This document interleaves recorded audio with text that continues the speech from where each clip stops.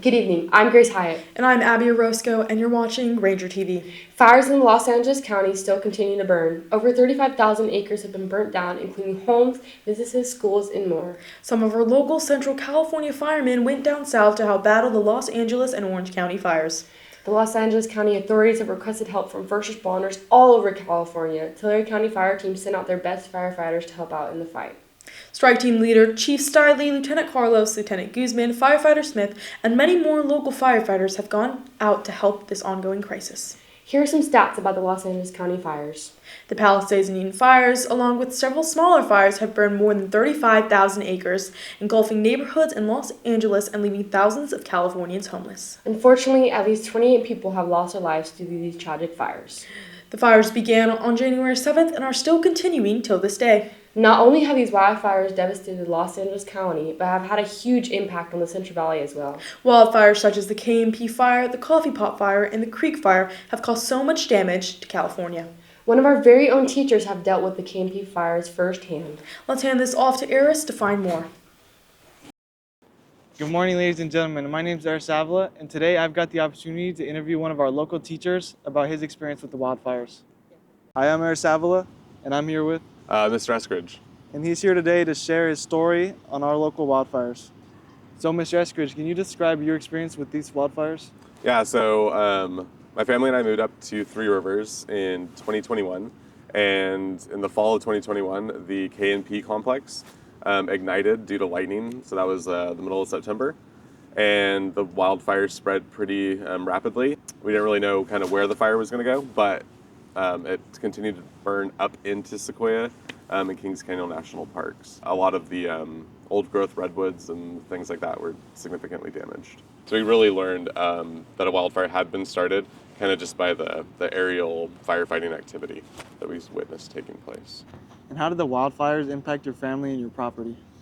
So it definitely had kind of like a traumatic effect on my family, especially on my son. He's 8.5 now, but he was like just had turned 6 when we went through that first fire, and it really kind of like instilled a fear in him of wildfire.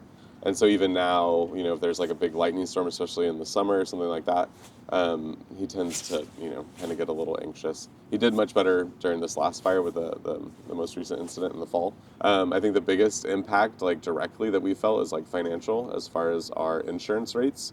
So a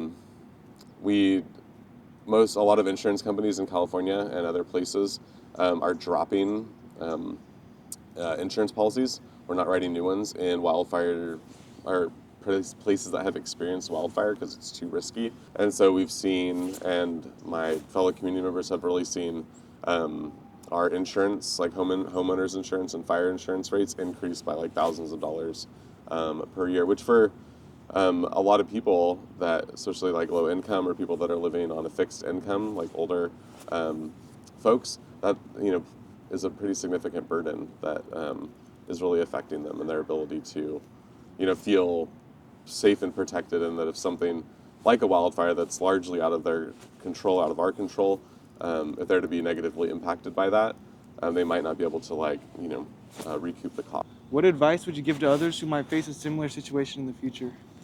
So I think one of the big things that I learned is that being like proactive, and I think also just being prepared, like having like what we call it, kind of like a to-go bag ready. So having your you know, any important documents either scanned so you have a digital file of them, or to have them in some kind of like secure place. Like we have a little safe that we can just kind of grab and go should the need be. If you have pets and animals, try to figure out, you know, what are you gonna do to get them out in kind of a quick way.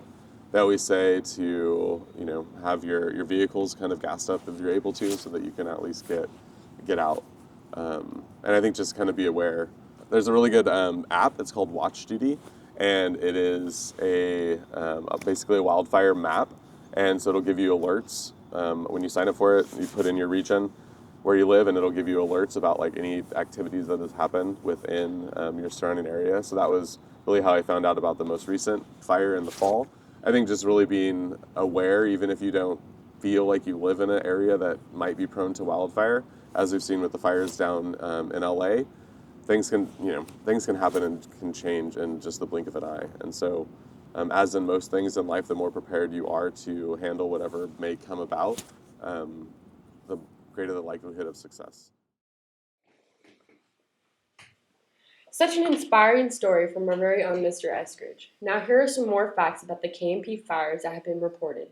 To start off, it is recorded that 88,000 acres were burned within the timeline of this fire. Besides that, the fire also burned into Sequoia and Kings Canyon National Parks, destroying several historical sites and culturally significant areas. These fires were deemed as Tulare County's greatest tragedy, causing a number of $170 million being lost. We'd like to thank you all for tuning in with us today as we extend our support to all the first responders currently fighting these fires. Once again, I'm Abby Orozco. And I'm Grace Hyatt. And this has been Ranger TV. Good night.